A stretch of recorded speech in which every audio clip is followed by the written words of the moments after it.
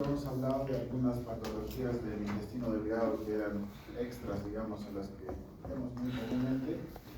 Y para concluir, en esta vamos a hablar de las otras patologías del intestino grueso. Otra vez hablamos, por ejemplo, de enfermedad de Crohn. Ahora vamos a hablar de dos enfermedades básicamente, que son la enfermedad diverticular de colon y la colitis ulcerosa. Y como ustedes ya saben, también lo han visto en gastroenterología, y las dos tienen tratamiento médico al inicio, pero en algunos casos va a haber necesidad de operar. Entonces, el intestino grueso, vamos a ver primero una patología que en realidad es igual de manejo médico, que es el estreñimiento. Eso también lo han visto en gastroenterología y han visto que pues, normalmente esto responde a cambios en el hábito nutricional y algunos medicamentos, ¿no? Laxantes, ablandadores de heces, etc., ¿no? Pero también habíamos comentado que muchas veces algunos tipos de obstrucción intestinal pueden estar debidos a estreñimientos severos, ¿no? Causadas por lo que llamamos los famosos fecalomas, ¿no? Que son heces tan compactas que a veces se llenan, ocupan toda la luz del intestino y causan pues una obstrucción intestinal. Para recordar, ustedes saben que definir estreñimiento en realidad es algo bien difícil en realidad, porque, por ejemplo, ¿no? No sé, pues para mí normalmente voy 2 veces al baño todos los días, ¿no? Y si mañana no voy y pasado mañana, pues puede ser que para mí eso sea estreñimiento. Pero para uno de ustedes podría ser de que, no, pues yo voy cada 3 días al baño y es normal, toda mi vida ha sido así. Entonces no se puede definir tanto en cuestión de días o de momentos, sino cambios, digamos, en la frecuencia normal que has tenido durante mucho tiempo en tu vida, ¿no? Entonces es bien relativo, ¿no? Como les digo, para mí puede ser estreñido no entrar al día siguiente. Para otra persona puede ser pues normal eso y esperar 2, 3, 4 días y hacer reposiciones, ¿no? Entonces es bien difícil en realidad definir estreñimiento propiamente dicho. ¿Cómo nos vamos a dar cuenta que estamos estreñidos? Pues en realidad son pacientes que por lo general ya tienen antecedentes, ¿no? Y esto se va a ver mucho más en ancianitos, abuelitos, hay gente que está postrada mucho tiempo, o en pacientes que tienen pues alguna patología neurológica, ¿no? Hemipléjicos, parapléjicos, qué sé yo, o algunas lesiones, ¿no? Hay gente que tiene lesiones medulares por accidentes, por traumatismos, etc., que tienen alteraciones en el movimiento normal, en la función intestinal normal, y esto va a generar que tengan estreñimiento. ¿Cómo se da uno cuenta? En realidad va a haber pues algunos síntomas relacionados con la defecación, que son movimientos intestinales infrecuentes, ¿no? Y movimientos dolorosos o con dificultad, ¿no? Es el típico paciente que se queja de retorcijones, ¿no? Y que no se acompañan necesariamente con deposiciones, ¿no? Duele, fastidia, da la sensación, en realidad no pueden hacer deposiciones. ¿Cuáles son las causas? En realidad son muchas, ¿no? Por ejemplo, fármacos, la gente los pacientes psiquiátricos por lo general que consumen antidepresivos o son dependientes pues, de algunos tipos de drogas, está relacionado al consumo de marihuana, el consumo de cocaína y otros medicamentos relacionados a tratamientos de enfermedades psiquiátricas, neurológicas, pues pueden dar el hipotiroidismo, la hipocalcemia, algunos factores dietéticos, el poco ejercicio, patologías neurológicas y alteraciones del suelo de la pelvis, ¿no? En realidad son muchas las causas de estreñimiento. Esto es importante. No solamente estreñimiento puede ser un signo de cáncer colorectal, ya saben que si el paciente estuvo normal y tiene diarreas crónicas por más de 15 días, debo sospechar, ¿no? Y si el paciente comienza a tener episodios de estreñimiento, toda su vida fue normal, sigue consumiendo lo mismo, no ha cambiado ningún hábito nutricional y de repente comienza a estreñirse, igual, hay que pensar siempre en cáncer colorectal, ¿no? Siempre hay que descartarlo. Entonces, no es una mala idea que cuando ustedes tengan pacientes con alteraciones del tránsito intestinal, siempre hagan la interconsulta al gastroenterólogo para que se haga un estudio más adecuado, ¿no? Probablemente le hagan una colonoscopía, una tomografía, ¿no? Para descartar estas otras patologías. Esta es una clasificación que ayuda mucho con fines de tratamiento, ¿no? Una clasificación de acuerdo al tipo de posiciones que uno tiene, ¿no? Y en realidad esto es muy importante, es fácil de darse cuenta cuando uno está sano, digamos, uno siente incluso la defecación, es una cuestión de placer, ¿no? Uno va al baño y es reconfortante, digamos, tener de posiciones normales, de características normales, ¿no? Pero cuando hay alteraciones uno ya puede pensar, ¿no? A veces salen como en el tipo 1, que el estreñimiento ya es muy duro, son pelotitas así. ¿Se acuerdan cuando hablamos de pacientes que podías digitalizar, incluso con el dedo comienzas a sacar pedacitos? Esos son los estreñimientos muy duros, son trozos duros, ¿no?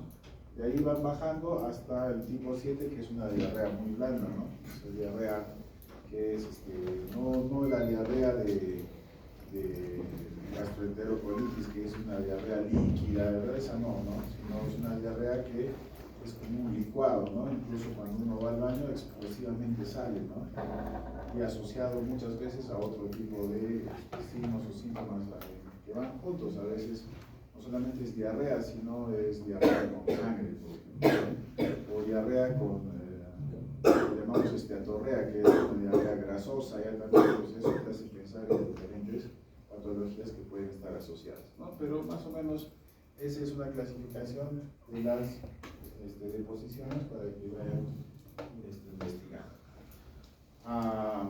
¿Qué se le pide? Ya lo habíamos hablado y no vamos a demorar mucho.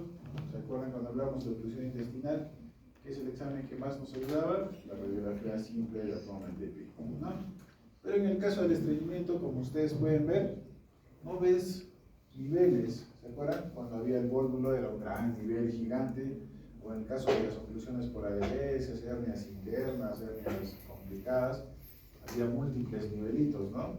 En cambio acá en el estreñimiento, a no ser que sea un estreñimiento severo que curse como oclusión intestinal propiamente dicha, normalmente los estreñimientos los van a ver así. Y esto es importante que se acuerden, porque es algo así como una apariencia algodonosa, ¿no? Entre blanco y negrito, ¿no?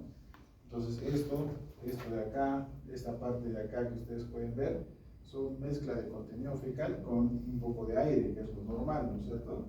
Entonces eso nos hace sospechar incluso que no solamente está allá, sino también está por acá, ¿no? Entonces todo el marco colónico tiene ese aspecto, ¿no? Lleno de heces, miren, fíjense acá también se ve y así, ¿no?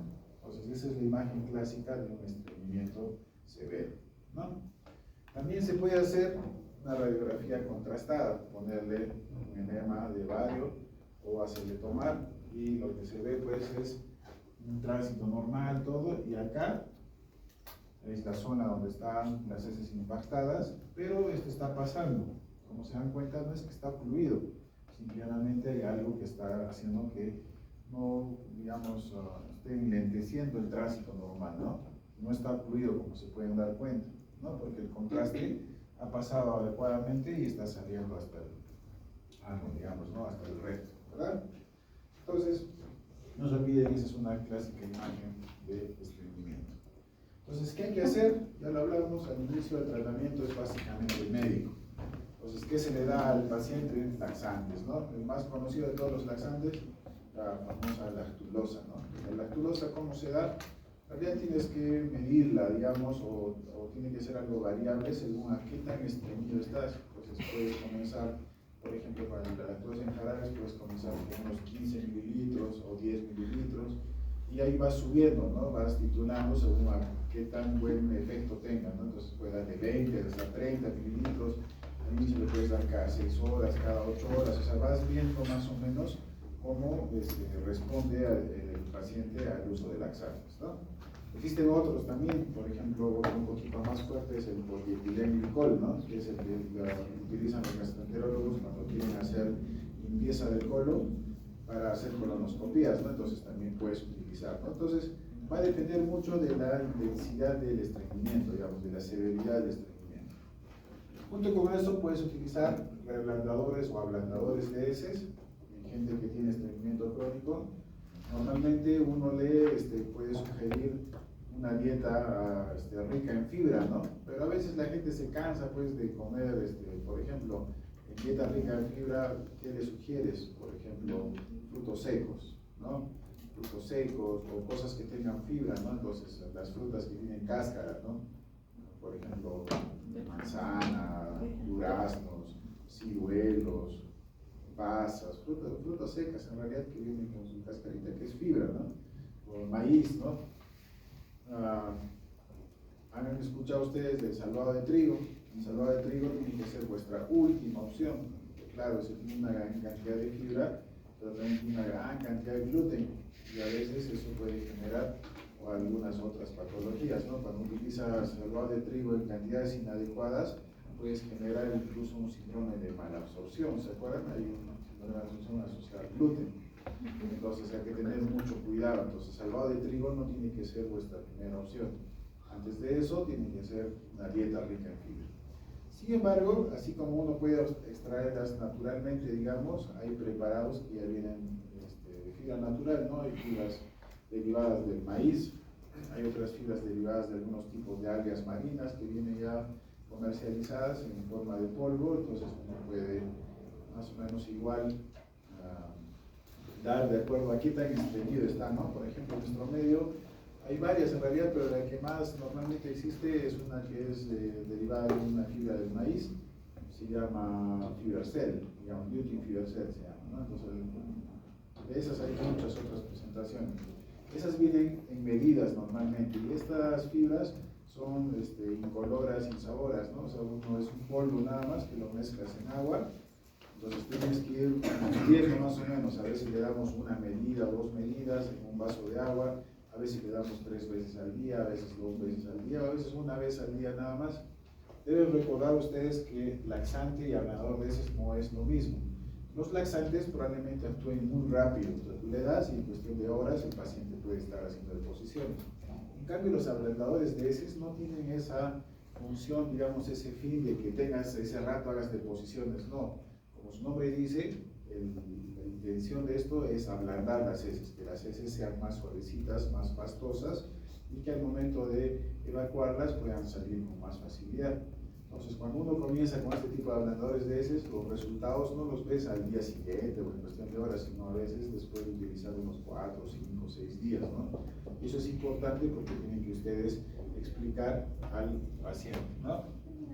Aumento del ejercicio, evitar algunos factores predisponentes, ¿no? Por ejemplo, la dieta rica en carbohidratos, ya saben ustedes que tiene una predisposición a hacer estreñimiento, ¿no? La gente que consume puro carbohidrato, puro tallarín, pura papa, yuca, arroz, probablemente sea más estreñida que un paciente que consume pues, vegetales, ensaladas, frutas, etcétera, ¿no?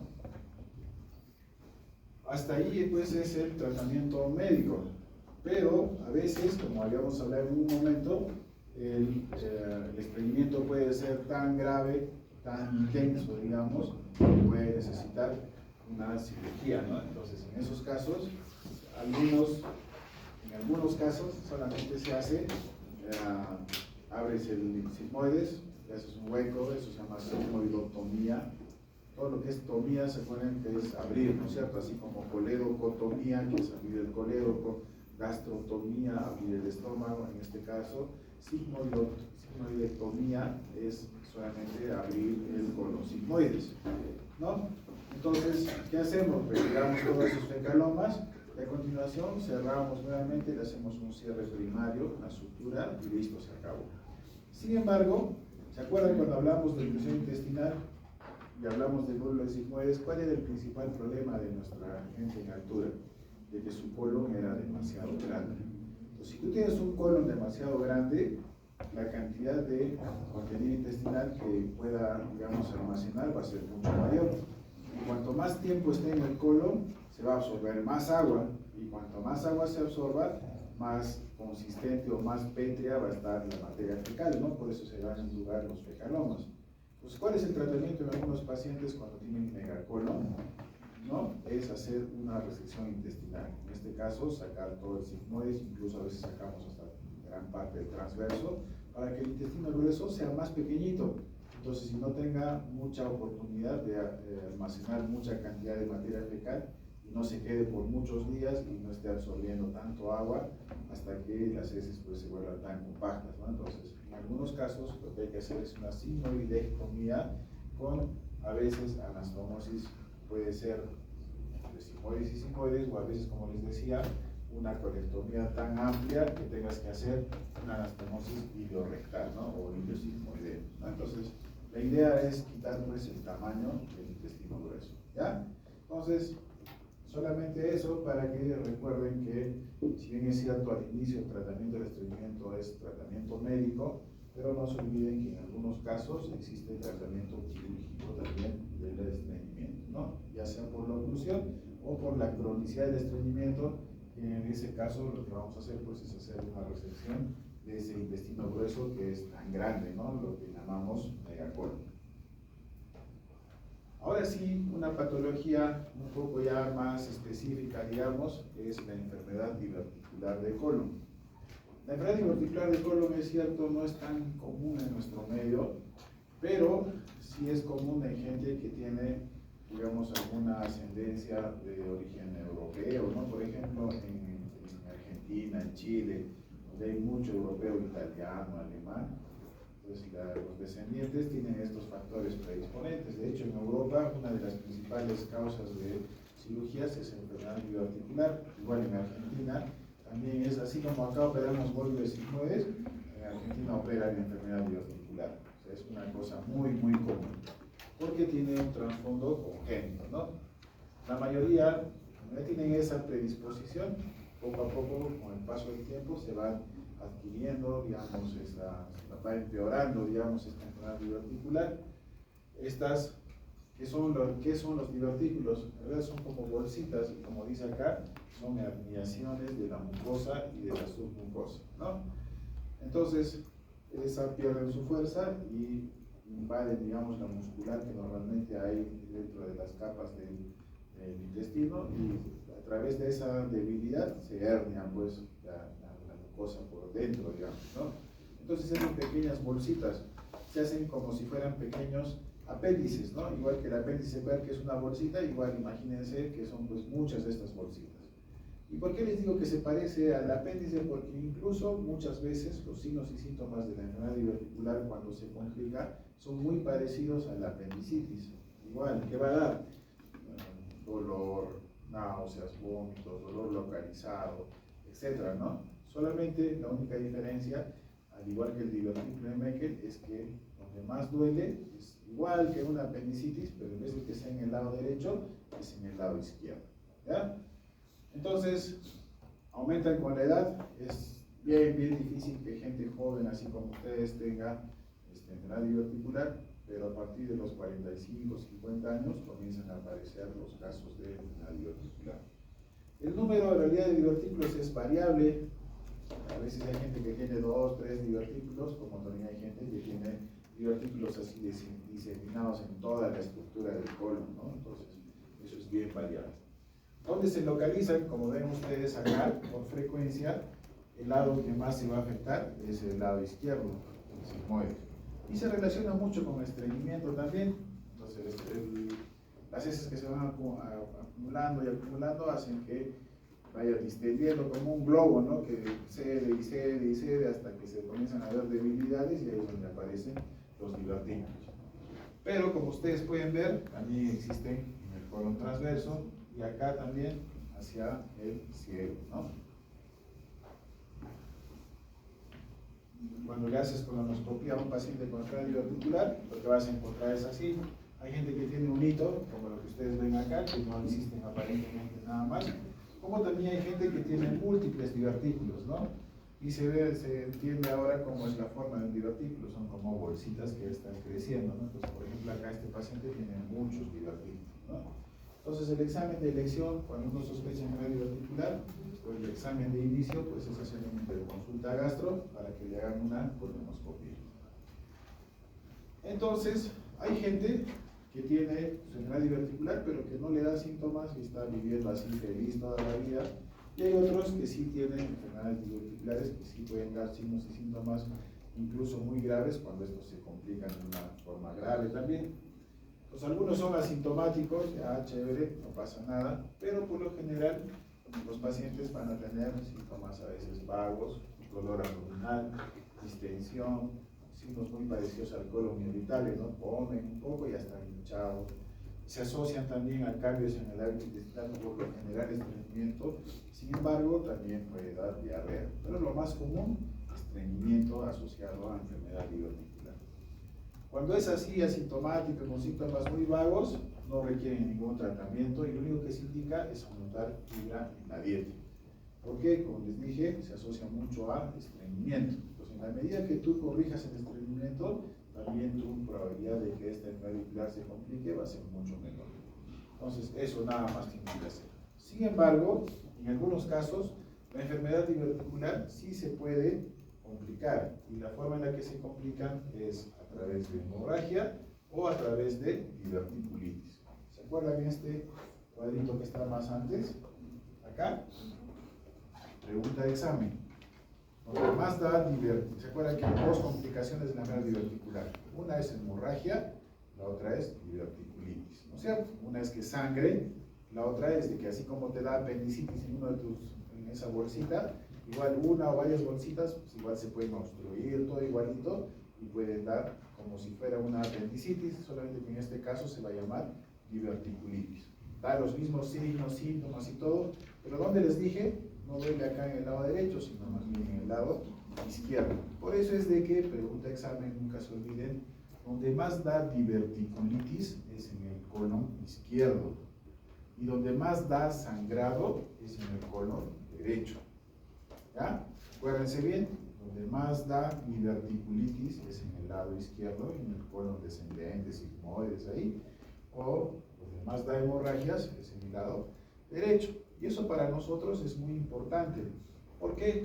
Porque a veces el paciente te dice, yo tengo divertículos hace tiempo, pero estoy sangrando y sangrando y sangrando, y ahorita mismo estoy sangrando y el paciente comienza a sangrar, a veces se choca, acaba en UCI, así, y sangra, que sangra, que sangra.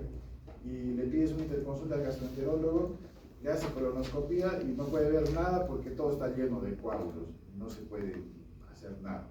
Entonces, nosotros estadísticamente ya sabemos que ¿dónde sangra más? En el lado derecho. Entonces, agarramos y entramos y a la mala, pum, le hacemos hemicolectomía derecha. Porque sabemos que en el 80 o 90% de casos de divertículos que sangran, van a ser más en el lado izquierdo, ¿no? Entonces, ese detalle para nosotros los cirujanos es importante. Para ustedes, como pregunta por ahí, ¿dónde sangra más? En el lado derecho. ¿Dónde se da más diverticulitis? En el lado izquierdo, ¿ya? ¿Cuáles son los signos y síntomas de la diverticulitis?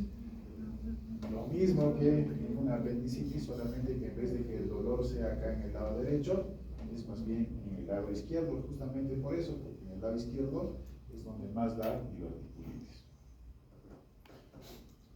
Las diverticulitis, o inflamación de los divertículos, puede expresarse de muchas formas, a través de obstrucción intestinal. Lo mismo que en la apendicitis. ¿Qué pasaba cuando tenías apendicitis? El epíclo, los intestinos, todos se pegaban allí como una forma de proteger, y a veces tanto se aplastonaban que generaba una manera parecida, digamos, a una obstrucción intestinal. Entonces, igualito, el divertículo puede expresarse, digamos, o darse a conocer con signos de obstrucción intestinal, ¿no? El paciente comienza a vomitar, a distenderse, etcétera, etcétera. En realidad, en el fondo es una diverticulitis. A veces se puede perforar, igual que en la apendicitis, cuando ya sigue avanzando, se necrosa el apéndice y después se gangrena, se perfora y listo, ¿no? Pum, se sale todo el contenido intestinal. Exactamente lo mismo pasa en la diverticulitis.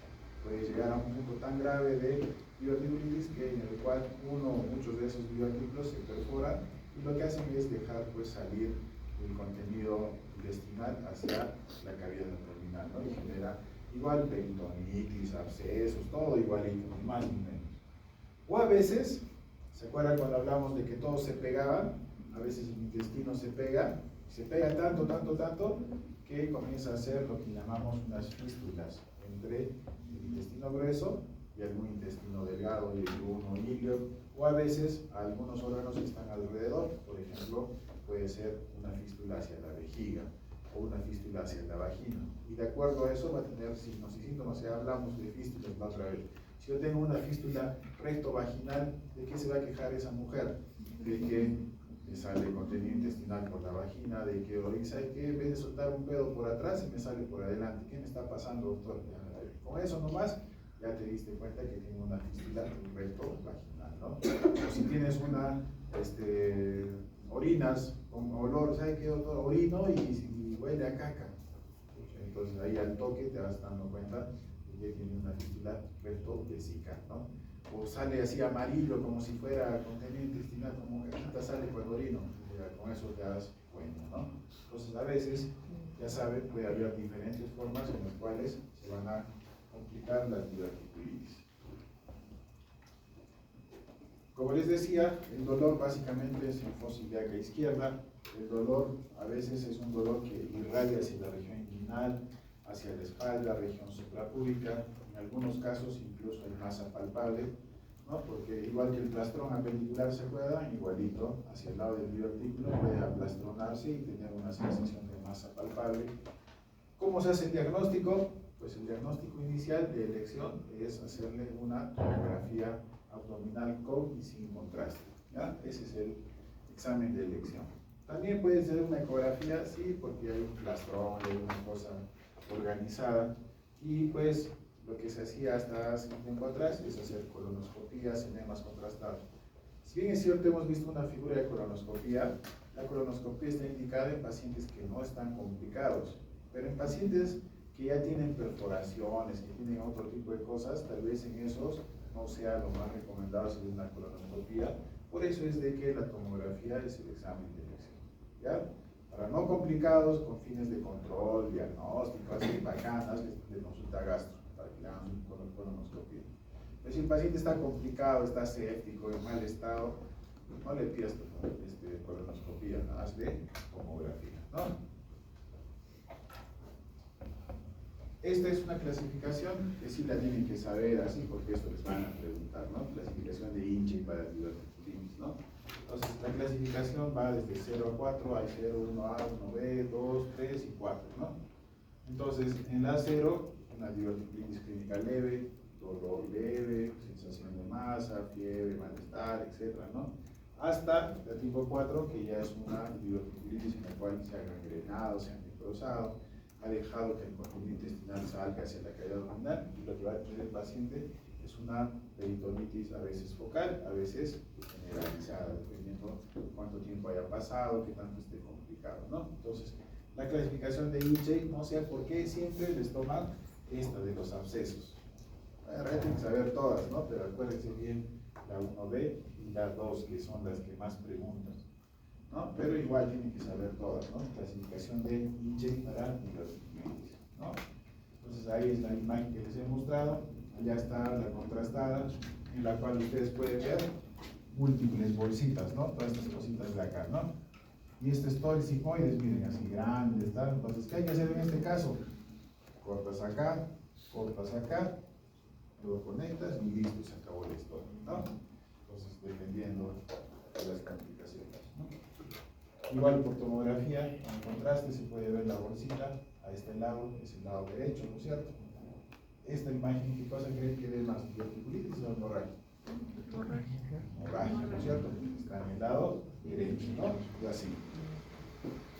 Este es un flujograma que se da en base, este es el protocolo, en base a la clasificación de Inche que hemos visto. Entonces, para cada caso va a haber diferentes situaciones en las cuales va uno a, digamos, indicar, ¿no? Por ejemplo, si tienes una Inche 4, que hay presencia de líquido libre difuso asociado a neumoperitoneo, a peritonitis, etcétera, etcétera, en ese caso lo que hay que hacer es una recesión quirúrgica con o sin anastomosis, ¿no? Ese paciente va de frente a sala, tienes que sacar todo ese pedazo que está complicado y dependiendo pues, del estado general del paciente puedes juntar, hacer una anastomosis o a veces hacer una colostomía en este caso, ¿no?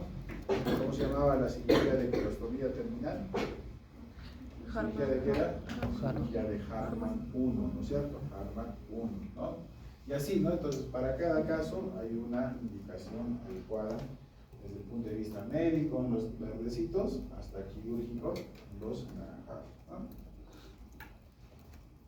¿Cuáles son las indicaciones para cirugía infernal diverticular? Entonces, las urgentes son los pacientes que tienen con peritonitis, retroperitonitis, abscesos retroperitoneales, abscesos intraperitoneales, obstrucciones intestinales, hemorragias, ¿no?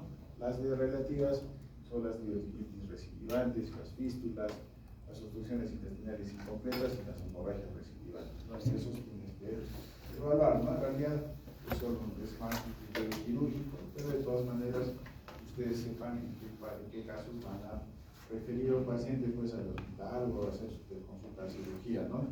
Cuando el paciente esté gravemente complicado, como ustedes pueden ver este momento. La otra vez hablamos de enfermedad de Crohn, y la enfermedad de Crohn, ¿se acuerdan? Estaba dentro de las enfermedades inflamatorias intestinales, y había la diferencia que les dije con la colitis ulcerativa es que la colitis solamente da en el colon, en cambio el Crohn da en todo en realidad. Si bien es cierto, lo más común es en ilio terminal y tener los segmentos del intestino grueso, ¿no? Puede dar incluso desde la mano, desde la boca hasta el ano, ¿no? En todas, ¿no? El Crohn puede haber en todas esas partes. En cambio, la colitis ulcerosa o colitis ulcerativa solamente se va a dar, como su nombre dice, colon, ¿no? Es una enfermedad inflamatoria que inicia en la mucosa rectal, compromete al resto del colon, ¿no? La hepatogenia se ha sugerido en la invasión de una bacteria, ¿no? Que invade y genera una reacción inflamatoria y eso genera pues la famosa colitis ulcerativa. Esta es una colonoscopia clásica de colitis ulcerativa, son como lesiones así como si tuviera pues inflamado todo, ¿no? Tan inflamado que a veces comienza a presentar ulceraciones, ¿no? Como acá, ¿no? Diferentes, ¿no? Esa es una clásica imagen. ¿Cómo se va a presentar la colitis ulcerativa? A través de, primero, aumento del número de deposiciones. Como es una inflamación del intestino, es como la gastroenterocolitis. ¿Qué tenemos cuando tenemos gastroenterocolitis? Diarrea. Igualito, en las colitis ulcerativas va a haber alteraciones del tránsito intestinal y lo más común, si bien es cierto, puede haber estreñimiento también, pero lo más común es que haya diarrea, ¿no? Va a haber lo que llamábamos una disentería, ¿no? Que es una diarrea sanguinolenta con tenesmo. ¿Qué es tenesmo? O sea, tú tienes ganas, es como cuando tienes ganas de entrar al baño, tienes ganas de pujar, ¿no? Entras al baño, pujas, evacúas y listo, tranquilo, ¿no? Se acabó. Estos pacientes hacen deposiciones y aún así piensan que tienen una sensación de defecar, ¿no? Entonces hay una sensación como si hubiesen terminado de defecar, ¿no? Una sensación así de querer seguir empujando, ¿no? Va a haber dolor abdominal, dependiendo de qué tan inflamado esté, va a haber náuseas, vómitos, fiebre, pérdida de apetito. ¿Y por qué? Porque apenas comen, les duele. O sea, comen y les duele. Entonces hay gente que comienza a tener como miedo a comer y entonces mejor dicen, mejor no como porque me duele, ¿no? Entonces hay una pérdida de apetito, postración en algunos casos y pues como ahí se absorben algunas vitaminas, agua, electrolitos, etcétera, pues va a haber muchas alteraciones, incluso extraintestinales, ¿no? Por ejemplo, a nivel osteoarticular puede haber artritis, sacroileitis, espondilitis, dérmicas, puede haber eritemas nodosos, piodemas gangrenosos, colangitis esclerosante primarias, etcétera, ¿no? Entonces tiene repercusiones en otras partes del cuerpo también. ¿Cómo se diagnostica? Pues el diagnóstico es a través de rectosigmoidoscopía, colonoscopía, ¿no? Es el diagnóstico de lesión. El gastroenterólogo entra, saca biopsia y en base a eso le dan el diagnóstico de colitis ulcerativa. También se puede hacer radiografías contrastadas. Ahorita vamos a ver una imagen clásica de una radiografía contrastada por colitis ulcerativa. ¿Cuál es el tratamiento? Pues a veces es hacer, o por lo general, como ustedes han visto, difusamente, si bien es cierto, comienza en una parte del intestino grueso, pero de ahí va avanzando y todo el colon se propaga, digamos, ¿no? Y las lesiones son tan crónicas, tan inflamatorias, que lo único que queda es hacer una colectomía total, por lo general, o incluso subtotal. Entonces son pacientes que por lo general pues acaban en ileostomías, ¿no? ¿Dónde vas a defecar si no tienes colon, pues, ¿no? Y a veces hay que resecar tan abajo que está cerca al ano y hacer una anastomosis ahí al recto, digamos. En realidad es muy incómodo para el paciente porque tú puedes jalar, es cierto, el intestino, lo juntas ahí al recto, pero ¿qué va a tener el paciente? Como llega ahí, se acuerda que la endostomía que salía, líquido, ¿no es cierto? El líquido intestinal era completamente líquido. Ya cuando entra el intestino grueso se absorbe todo ese líquido y tienes materia fecal. Pero si tú tienes una anastomosis que va de frente al recto, ¿cómo creen que va a ser las deposiciones de ese paciente? Diarrea y diarrea y diarrea, porque no tiene más cantidad de colon que haga la absorción de líquidos, ¿no? Y el rapidito va a estar llegando y el paciente va a tener la sensación de defecar y defecar y defecar.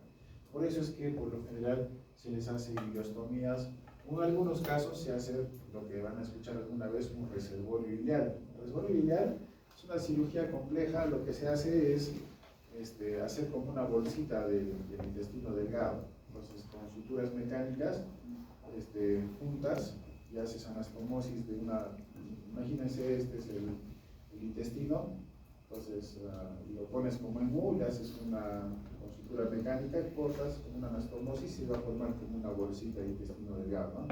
Entonces le haces lo que se llama un reservorio, ¿no? Es una cirugía bonita, en realidad es bien chévere porque tienes que armar como un rompecabezas 2 o 3 asas de intestino que se van juntando para hacer como una bolsita parecida a la función que va a cumplir pues el sigmoides y el recto, ¿no? Entonces se hace eso, un reservorio ileal, ¿no? Pero la cuestión es de que ustedes entiendan que esta enfermedad genera una inflamación tan severa que el tratamiento pues únicamente es hacer una resección intestinal de todo el colon, ¿no?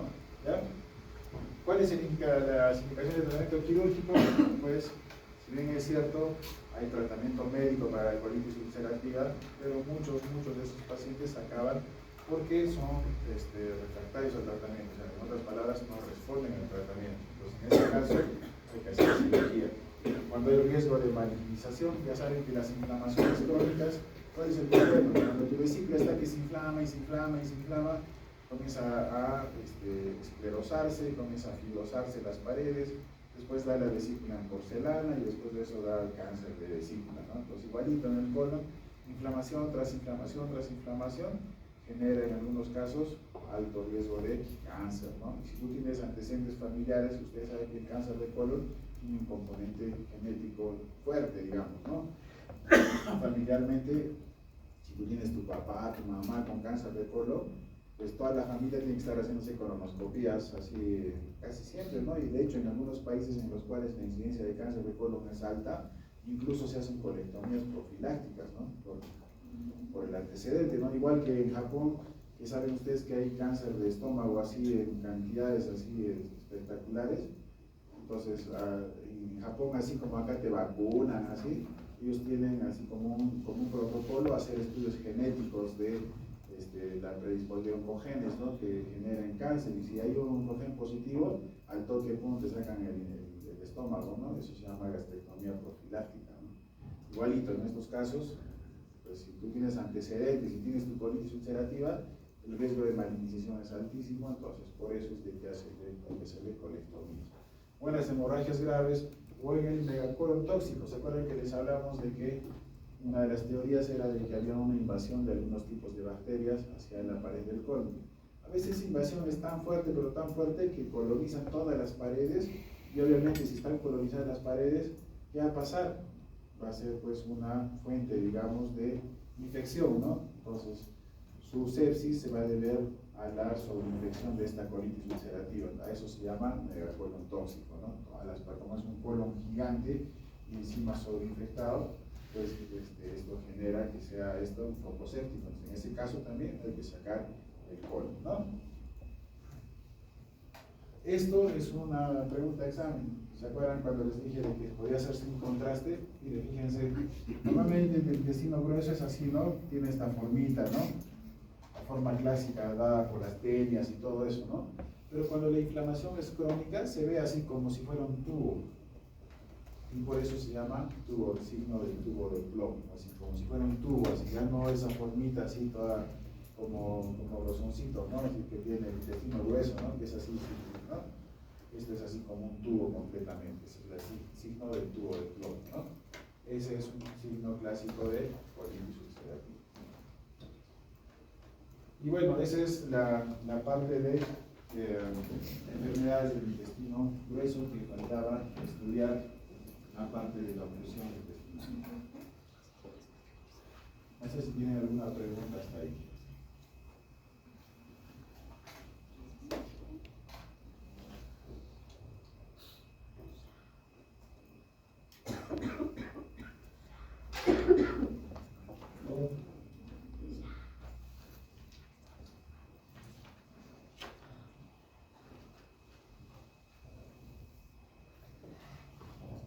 ¿Listo? ¿Todo claro? Ya. Entonces, ya entrando, ya hemos acabado de hacer toda la que es patología del intestino delgado y grueso. Lo que corresponde hacer ahora es ya, esto ya saben, esto ya es del próximo examen, ¿no? Es hacer lo que es patología del hígado y de las vías biliares. Vamos a hablar en esta segunda parte acerca de páncreas, hígado, vesícula, vía biliar. Vamos a hablar del vaso también. Y lo primero que vamos a hacer es hablar de una enfermedad que en nuestro medio sí es recontra común, ¿no? Que es la hidratidosis hepática. Si bien es cierto, puede haber hidratidosis en otros sitios también, pero lo más común es de que en nuestro medio o tengamos hidratidosis pulmonar o tengamos hidratidosis hepática, ¿no? Entonces, ya saben que en nuestro medio la prevalencia es altísima, ¿no? Entonces, ¿dónde donde vivimos, donde hay más hidratidosis hepática? En las zonas que son ganaderas, ¿no? Porque ya sabemos que esto tiene mucho que ver con el contagio, en el cual el perro y el ganado tienen mucho que ver en ese ciclo de contagio, ¿no? Entonces, ¿de dónde van a ser nuestros pacientes con hidratidosis? Pues probablemente sean de anta, o sean pues de sicuani, de canas, canchis, espinal, que tienen mucho ganado, ¿no? Entonces, ahí va a ser el problema. ¿Quién causa? En realidad son 4, pero el más famoso, digamos, o el más común es el Echinococcus granulosus. Aunque en nuestro medio también se ha diagnosticado, se ha visto Echinococcus multilocularis. ¿Ya? Esa es una ciclozoonosis, es un platelminto, es un cesto que vive, este es lo que les decía, el ciclo, digamos, del contagio, el ciclo vital de la hidratidosis, en el cual pues están involucrados el humano, el perro y las vaquitas, las ovejas, etcétera, ¿no? El ganado, ¿no? ¿Quién es el huésped intermediario? Son los mamíferos, los herbívoros, los que comen hierbas, ¿no? ¿Quién es el huésped definitivo? Los perros, ¿no? Entonces los perros hacen deposiciones donde sea, con el agüita va por ahí, el animalito come, se contagia, y de ahí accidentalmente el que se contagia pues así de raspón, digamos, es el hombre, ¿no? Que come inadecuadamente, no lava sus ensaladitas, cosas así, ahí se contagia, ¿no? Entonces, el huésped accidental en realidad es el hombre, el huésped definitivo son los perros, los carnívoros, y el huésped intermediario son los mamíferos, ¿no? Entonces, yendo ya, como decíamos, la hidratidosis puede dar en muchas partes del cuerpo, pero lo más común es de que sea a nivel hepático y a nivel pulmonar, pero se ha visto también a nivel de los huesos, en los músculos, en el sistema nervioso central, en la piel, incluso alguna vez he visto hidratidosis, ¿no? Entonces, pero lo común es hepática y pulmonar. Es cierto que hay muchas hidratidosis que pueden ser asintomáticas, ¿no? ¿Cuál es la clínica? Pues van a ver ustedes en el transcurso de estas clases que vienen, de que la clínica de patologías del hígado y de las vías biliares es muy parecida siempre. De hecho, son pacientes, pues hidratidosis, casi nunca uno piensa en hidratidosis de entradita, porque el paciente viene con dolor en el hipocondrio derecho, náuseas, vómitos, malestar, etc. Y uno piensa que es pues cálculos en la vesícula, y cuando uno le hace la ecografía, descubre que no, pues no eran cálculos, sino era un quiste hidratídico, ¿no? Entonces, va a haber enfermedades que van a ser a veces asintomáticas, o por lo general se van a dar pues con los signos y síntomas de todo lo que es patología de la vía biliar. Como les decía, dolor, hepatomegalia. A veces, cuando el quiste es muy grande, incluso el paciente se puede palpar, ¿no? ¿Qué ha pasado, ¿no? Está creciendo, acá tengo algo, dicen, ¿no? Hay dispepsias alimentarias, ¿por qué? Porque debajo del hígado, ¿quién está? Está el duodeno, ¿no? Entonces a veces van a ver ustedes con el transcurso de pacientes que vean, es que no sé por qué, casi siempre los quistes hiatídicos están ubicados en los segmentos 5, 6, 3, 4, ¿no? Hacia abajo. No sé por qué. Habría que estudiar, ¿no? La razón por la cual, por lo general, están ahí. Claro que también hay hacia atrás, ¿no? En otras localizaciones. Y a veces son tan grandes que comprimen el duodeno que está pasando por ahícito nada más. Entonces, como comprimen el duodeno, son pacientes que comen y como que no pueden comer bien, se llenan rápido, están con sensación nauseosa, incluso en algunos vómitos, así, ¿no? Pero es por una cuestión de vecindad, ¿no? A veces puede dar ictericia, ¿por qué? Porque el quiste, como está dentro del hígado, comienza a crecer más y más y más, y lo que hace es comprimir las vías biliares intrahepáticas, a veces muy abajo, ¿no? Entonces, como las comprime, no dejan que la bilis pase, y eso es pues una causa de síndrome ictérico, ¿no? Entonces, se explica la ictericia. A veces, esos se pueden sobreinfectar. Hay quistes hiatídicos que uno los estudia, y cuando los operas, jalas membranas, clínicas, todo, pero jalas pus también. Entonces se comporta como es una bolsa, se comportan como si fuera un absceso hepático. Y entonces la fiebre y la leucocitosis también se puede explicar.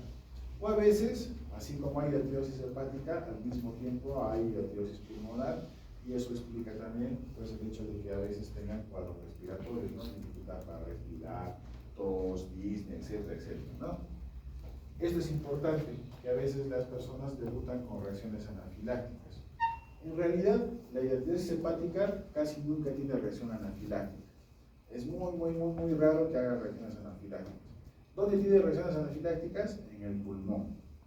¿Por qué? Porque como se rompe, a veces el quiste, este quiste hiatídico se rompe, deja libre el líquido hiatídico, y este líquido hiatídico, como está en el pulmón, pasa al tracto respiratorio, genera una reacción anafiláctica en ese momento. ¿Cómo tienen que recordar? Porque es el clásico paciente, cuando hablamos de hiatridosis pulmonar, es el clásico paciente que de repente comienza a toser, ¿no?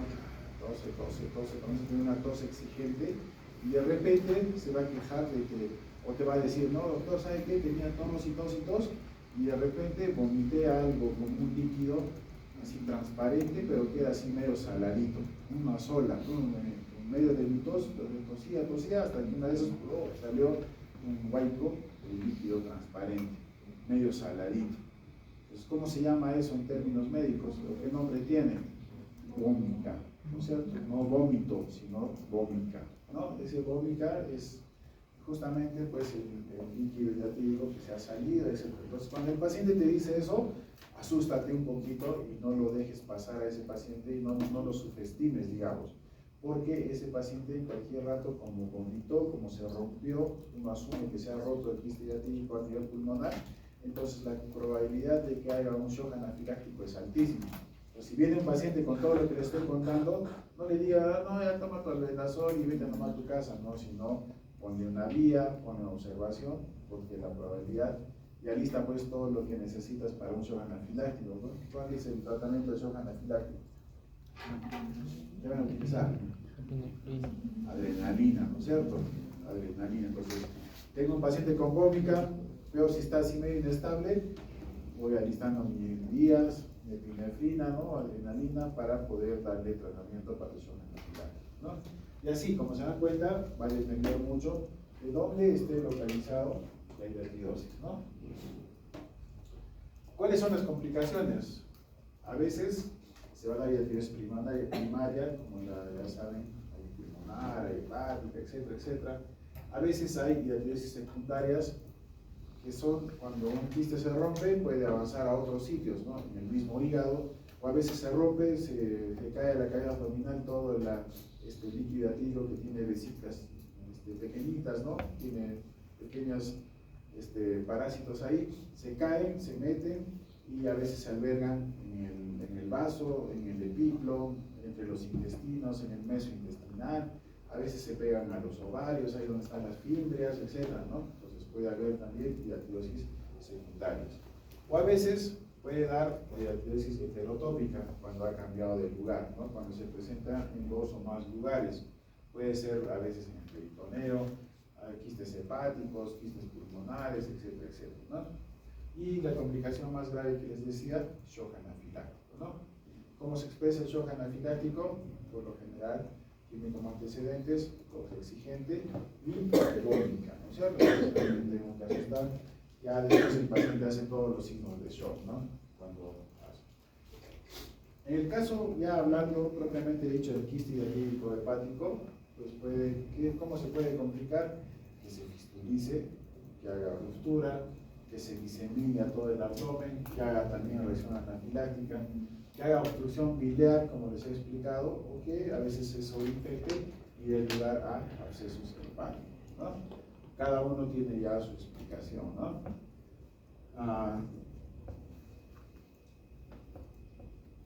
¿Cuáles son los criterios clínicos? Pues estas son las formas en las cuales uno va a diagnosticar, ¿no? Dice acá, debe cumplir al menos uno de los siguientes términos, ¿no? Una, que el paciente haga reacción anafiláctica, ¿no? Ese antecedente de vómita, tos, y ya con eso ya tengo un criterio para decir que este paciente tiene hidratidosis, ¿no? La otra es que tengas una masa quística diagnosticada mediante técnicas de imagen. Como les decía antes, a veces viene por dolor, así que haces ecografía y encuentras tu quiste hidratídico. Entonces, esa es otra evidencia. Y la otra es que a veces lo hagas de forma accidental. Uno entra a sala, entras por supuestamente una colecistitis y de repente no es pues una colecistitis, sino es un quiste gigante. Entonces, en otras palabras, la visualización directa del quiste. Entonces, de una de esas tres formas puedes diagnosticar hidratidosis hepática. ¿Cuáles son los criterios diagnósticos? Pues ya saben, la lesión característica diagnosticada mediante técnicas de imagen. Entonces, ahí entra que en realidad, así como hay quistes en otros sitios, ¿se acuerdan? Quistes de ovario, quistes en el tiroglosos, quistes en la piel, en diferentes sitios, ¿no? Siempre hay quistes que son normales en realidad. Bueno, no tan normales, pero esperables, digamos, ¿no? Entonces, igual, en el hígado también hay quistes simples de hígado, hepáticos, que solamente se llenan de agua y punto. No son hidratidosis, pero se comportan como si fuera un quiste. Entonces, a veces en esos pacientes uno entra y haces ecografía, es un quiste único, simple, y miras, eso no es el quiste hidratídico. Entonces, en ese caso, lo que tienes que ir es hacer exámenes de laboratorio, ¿no? Serología positiva, que ahorita vamos a ver qué exámenes hay. Esa es una forma. La otra es pues hacer un examen microscópico, es como si sacaras una biopsia de ese quiste, aspiras y eso lo mandas al laboratorio y pues ahí se ve lo que llamamos la lipido hidratídica, líquido hidratídico o presencia de las tenias estas, entonces al examen microscópico, ¿no? O los hallazgos macroscópicos compatibles a nivel de la cirugía, ¿no? Esta es una cuestión un poco de epidemiología, se les he puesto acá porque ustedes van a hacer vuestro CERU, y en el CERU, así como hay programa de tuberculosis, programa de VIH y todo eso, también hay programas para hidratidosis hepática. Entonces epidemiológicamente hay casos posibles, casos probables y casos confirmados para que sepan que existe ese tipo de clasificación también de los pacientes. Y como les decía, cuando sospechamos y no estamos muy seguros que sea hidratidosis, lo que hay que hacer son exámenes de laboratorio. Entonces, lo que tenemos acá en nuestro medio son estos tres primeros, ¿no? Hay ELISA para hidratidosis, hay Western blot, hay ARPO quinto, pero también hay magnetizaciones indirectas, inmunoelectroforesis, inmunofluorescencia, antígenos circulantes, IgG1, IgG4 para hidratidosis, etcétera, etcétera, ¿no? Entonces, si tú sospechas y no estás muy seguro, tu imagen es una imagen quística y no sabes si es un quiste simple o es un quiste hepático o es un absceso hepático, no sé, porque se parecen mucho. Entonces, en ese caso, pídele uno de estos exámenes, ¿no? Que son para evidenciar laboratorialmente que tienes hidratidosis. Imagenológicamente, sí le puedes hacer desde una radiología convencional, puedes hacer ecografías, tomografías, puedes hacer incluso resonancias magnéticas y hacer CEP. Esto es muy importante que ustedes sepan porque esto nos va a ayudar con una clasificación que se llama clasificación de Garmin, ¿no? Entonces, ya en la ecografía que uno ve estas imágenes o en la tomografía que ve estas, pues uno va, en base a eso va a poder clasificar en una clasificación que se llama clasificación de Gardner. Pero esto es importante que ustedes lo identifiquen y vean por qué hacen cada cosa, ¿no? Entonces, les explico un poquito más. O es el protocolo, les explico el protocolo del orden de las cosas que ustedes deben seguir cuando vean a un paciente con hidatidosis. Entonces, cuando tú tienes un paciente X, ¿no? Le haces la ecografía, ya, bacán. Le encuentras un quiste hidatídico, ya, chévere, ya. ¿Sabías o no sabías que era quiste? No sé, puede ser que sí, puede ser que no. Le haces exámenes de laboratorio. Y de repente sale, pues, que sí, de verdad es un quiste hidatídico, ¿no es cierto? Entonces, ya tienes el diagnóstico de quiste hidatídico a nivel hepático, que es lo que tú has pedido, tu ecografía, etc. Entonces, ya sabes que la hidatidosis no siempre es solamente en el hígado, puede ser también en el tórax. Entonces, así como tu paso 1 fue diagnosticar con lo que tú querías la hidatidosis hepática, tu paso número 2 siempre tiene que ser pedirle una radiografía de tórax para descartar que el paciente tenga hidatidosis pulmonar. O si quieres dar un pasito un poquito más adelante y ser un poquito más, digamos, proactivo, ¿qué haces? Le pides una tomografía. Pero no solamente tomografía de abdomen, sino también tomografía de tórax. Porque la tomografía, a diferencia de la ecografía, en la ecografía yo veo así. ¿Cuántos quistes creen que hay acá? Acá, ahora si yo cuento, puede ser 1, 2, 3, 4, 5, 6, 7, 8, 9, 10, así, ¿no? Y los que están atrásito o por delante, porque este es un porte, ¿no es cierto? Entonces, por ejemplo, la ecografía me puede dar muy buena información, pero no me da una información completa del número y del tamaño exacto.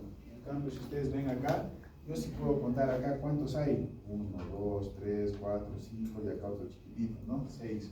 ¿Para qué me sirve eso? Para que cuando yo tenga que operar, busque los 6, pues. No busque solamente a los más grandecitos, sino tengo que buscar a los 6 para operar de una forma adecuada, ¿no? Eso es por un lado.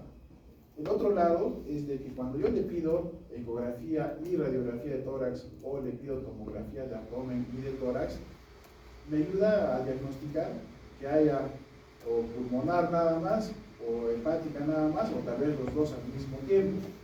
Y eso es importante porque, como vamos a ver después, van a ver que en algunos casos el tratamiento de la hidatidosis es un tratamiento médico, ¿no? Entonces uno le da el vendasol, que es lo que utilizamos en nuestro medio, y lo que hace el vendasol es debilitar las paredes del quiste hidatídico. Pero ¿qué pasa si yo tengo al mismo tiempo, claro, en el hígado bacán, chévere, ¿no? Yo puedo curar. Pero ¿qué pasa cuando tengo hidatidosis pulmonar y le doy al vendasol? ¿Se acuerdan que les dije ahorita de que comienza a debilitar las paredes del quiste? Y si yo debilito las paredes del quiste, ¿cuál es el riesgo? De que se rompa. Y si se rompe, ¿cuál es mi riesgo? Que haga shock anafiláctico. Entonces, se pide radiografía para que tú digas, ah, no, cuidado, cuidado, tiene pulmonar. Entonces, lo primero que tengo que hacer antes de dar el tratamiento es enviarlo al cirujano de tórax para que le opere primero el quiste pulmonar. En resumen, o en consolidado, si yo tengo hepático y pulmonar, lo primero que tengo que hacer es operar el pulmonar y no darle tratamiento médico, digamos, si fuera así, para el hepático, porque el riesgo de que se rompa es altísimo. ¿Ya? Entonces, por eso, siempre, como les decía, paso número 2, después de que se indicado el hepático, siempre pídele un examen para tórax para que tú puedas decir, ya no, primero se opera, ¿no? O tal vez no hay nada en el pulmón, bacán, entonces sí le puedo dar al vendasol, sí le puedo hacer todo lo que quiera en el hígado, porque ahí no va a pasar nada, no va a haber shock anafiláctico ahí, ¿no? En cambio en el pulmonar sí. ¿Se entiende lo que quiero decir? Entonces siempre, si tengo una ecografía, también le pido radiografía de tórax. Y si soy más proactivo, le pido de una vez tomografía tóraco-abdominal, ¿no? Para definir si hay y encima para definir qué tipo de cirugía o cuáles cuidados debo tener en la cirugía propiamente dicha, ¿no? Retrocediendo un poquito otra vez, en base a la ecografía, pues hay una clasificación que se llama clasificación de Gardi. Esta clasificación, así como la de Ichey, se la tienen que aprender, porque les van a preguntar siempre, ¿no? ¿Cómo es la clasificación de Garvey? Tiene 5 tipos. Esta tipo 1 es la que se confunde mucho con el quiste hepático simple que hablamos hace un ratito. ¿Por qué? Porque normalmente es una sola, con una sola vesícula por dentro, una vesícula gigante. Entonces por eso hace confundir con un quiste simple hepático, que es así una sola bola de líquido, ¿no? No sé si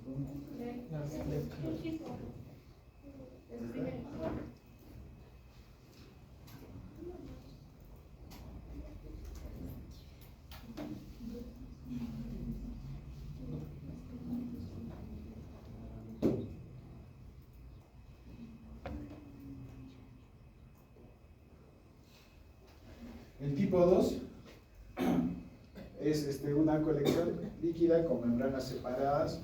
A esto se llama signo de camalote, que también se va a ver a nivel pulmonar. ¿Ya? El tipo 2. En el tipo 3 es la típica imagen en panal de abeja, se llama, ¿no? Va a haber múltiples, como un panalito de abeja, ¿no? Pues uno ve la imagen y parece un panal de abejas. La tipo 4 ya es un contenido quístico heterogéneo, y el tipo 5 ya es una imagen calcificada. Esos son los 5 tipos de clasificación de Garvey que se pueden ver acá en las figuritas. Miren, acá es como si estaría así todo roto, y acá como un panalito de abejas, ¿no? Acá en el tipo 4 ya es como desorganizado, ¿no? Y en el tipo 5 se ve así blanquito, sitios de calcificación, ¿ya? Pero la clasificación de Garvey, si bien sí lo tienen que aprendérsela, en realidad pasó a la historia, porque la clasificación que se utiliza ahora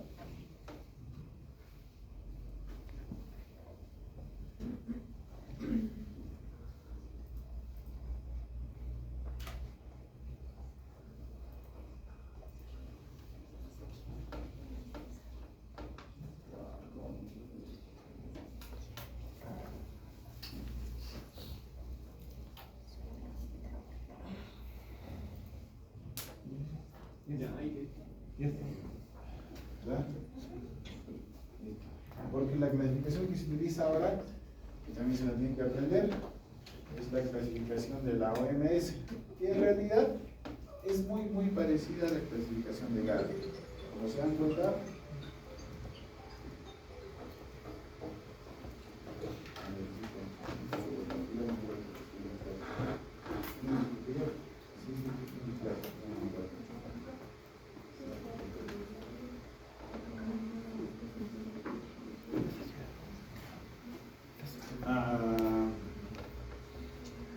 es muy parecida en realidad a la clasificación de Garvey, solamente que acá van a tener una clasificación, digamos, especial. A las primeritas les van a llamar activas, a las que están acá entre la mitad entre el C2 y el C3 se van a llamar transicionales, y a las otras se van a llamar inactivas. ¿Y para qué sirve eso? Porque en base a eso uno hace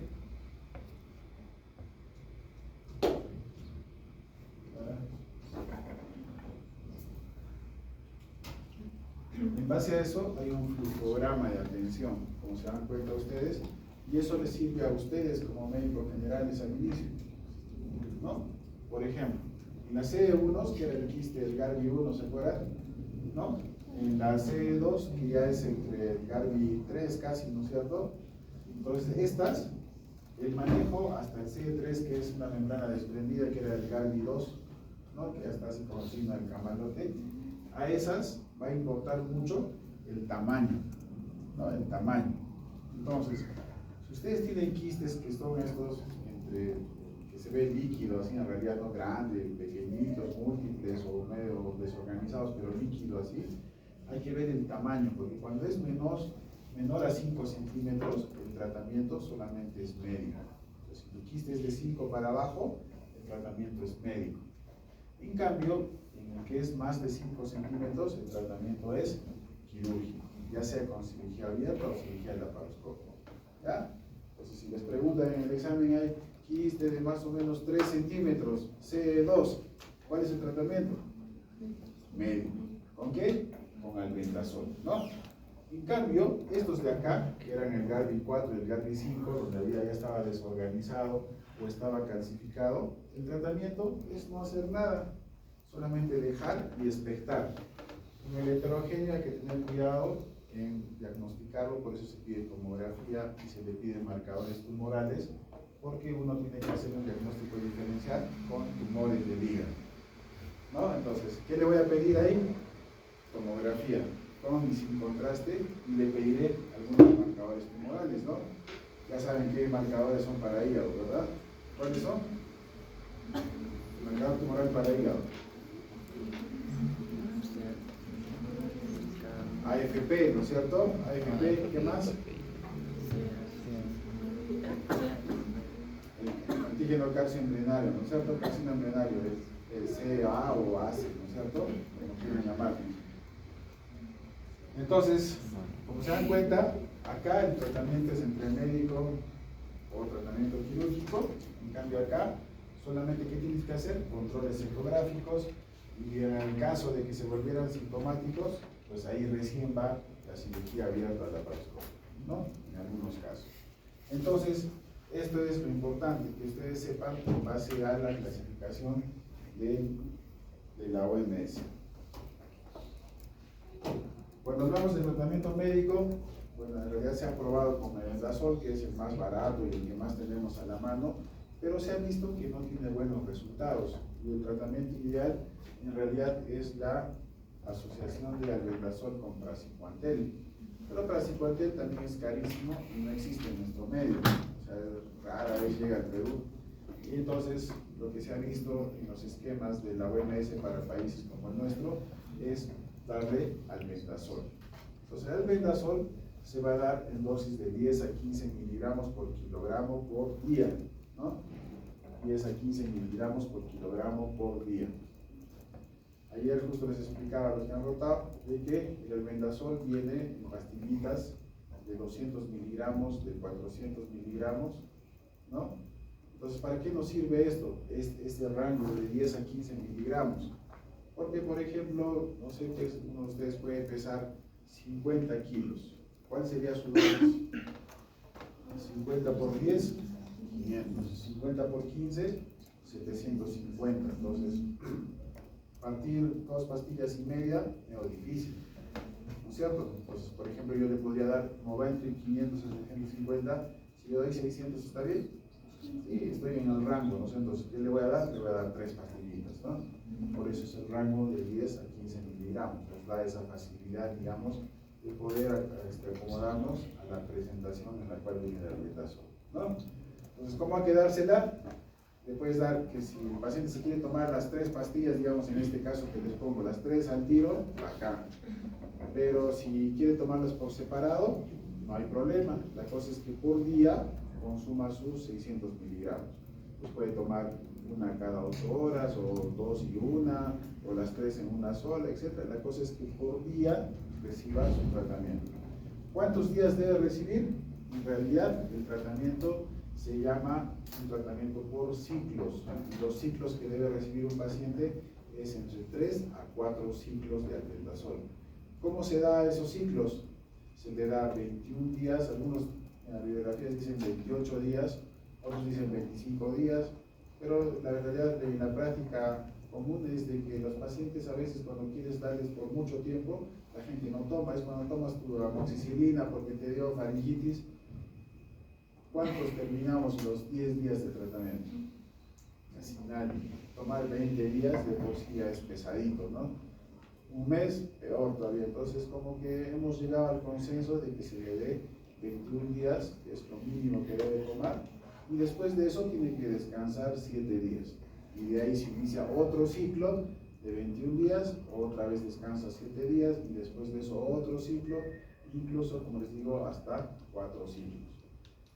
Como el albendazol es hepatotóxico, lo que se hace al final de cada ciclo es pedirle un control del perfil hepático para ver que el paciente no esté haciendo hepatitis medicamentosa. Entonces le pido TGO, TGP, bilirrubina, sulfasacarina, y además también le pido una ecografía para ver que el paciente no esté haciendo hepatomegalia por hepatitis, ¿no?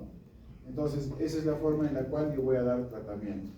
Ya saben, no se olviden de que si yo tengo hidatidosis hepática y pulmonar al mismo tiempo, no me meto a darle albendazol, sino primero lo envío al cirujano de tórax para que le dé el tratamiento adecuado, probablemente sea quirúrgico, para poder primero curar la pulmonar, para después de eso recién dedicarnos a la hidatidosis hepática, ¿no es cierto?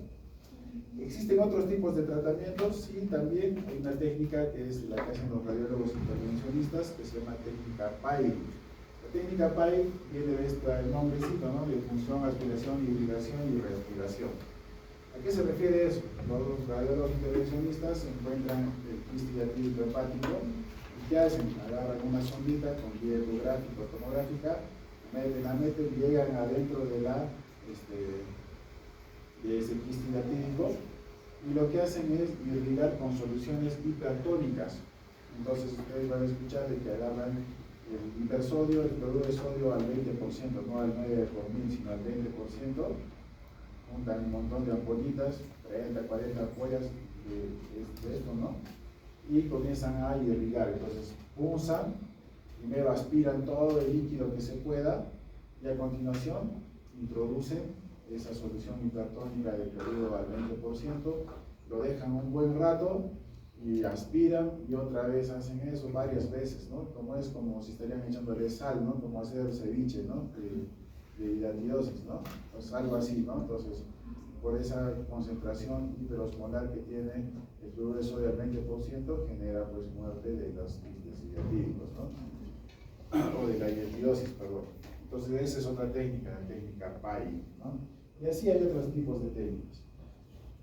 Pero, como ya saben, cuando esto, en algunos casos, cuando los quistes son más de 5 centímetros o están complicados, etc., lo que corresponde pues es hacer un tratamiento quirúrgico. Se los pongo acá para que ustedes sepan más o menos una idea de lo que se hace, ¿no? Hay desde cirugías radicales hasta cirugías conservadoras. Hay varias técnicas quirúrgicas, periquistectomías, quistectomías totales, incluso en algunos pacientes puedes sacar todo un segmento hepático, incluso en algunos tienes que sacar todo un lóbulo, ¿no? Hacer una hepatectomía parcial, ¿no? Sacar gran tamaño de hígado, cuando digamos así como en esa tomografía que se veían varios quistes en un solo sitio, sacar uno y al otro y el otro, te dejarías así como pura cáscara, digamos, ¿no? El hígado no se dividía en realidad. Entonces lo que se hace en esos casos es sacar todo ese segmento, todo ese lóbulo hepático comprometido. A eso se llama hepatectomía. O hay otras cirugías más conservadoras como quistectomías, destrechamientos, capitonajes y otras cosas que ya es un poco más de técnica quirúrgica, ¿no? Entonces el tratamiento a veces puede requerir cirugía cuando corresponde según la clasificación esa de la OMS, ¿no?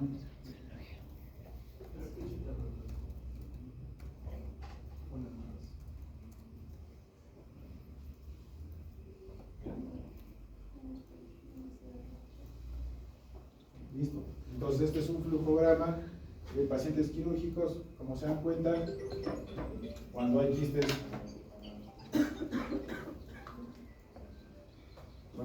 medianos, hay cirugías radicales, sacar todo el quiste, pero a veces cuando los quistes son muy grandes hay que hacer cirugías conservadoras nada más, ¿no? Entonces todo va a depender, es un flujograma para que ustedes tengan idea nada más de lo que se hace pues en cada caso, ¿no?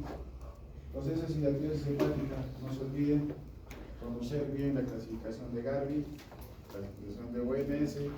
Cuando tú no estás muy seguro si es hidatidosis, le pides exámenes de laboratorio, ELISA, alcoholquinta, ¿no? Western blot, que es lo que más utilizamos. En algunos casos el tratamiento es médico, pues dale albendazol 10 a 15 miligramos por 21 días, 7 días de descanso, 3 a 4 ciclos. Al final de cada ciclo pedirle ecografía de control y perfil hepático. En los quistes que son más de 5 centímetros o están complicados, el tratamiento es netamente quirúrgico. Entonces ya saben cuándo referir al cirujano. ¿Alguna pregunta? Nada. Listo. Entonces el próximo lunes no se olviden es el examen según lo coordinado. ¿Viste el siguiente? Ya, entonces seguimos haciendo clases. ¿Ya?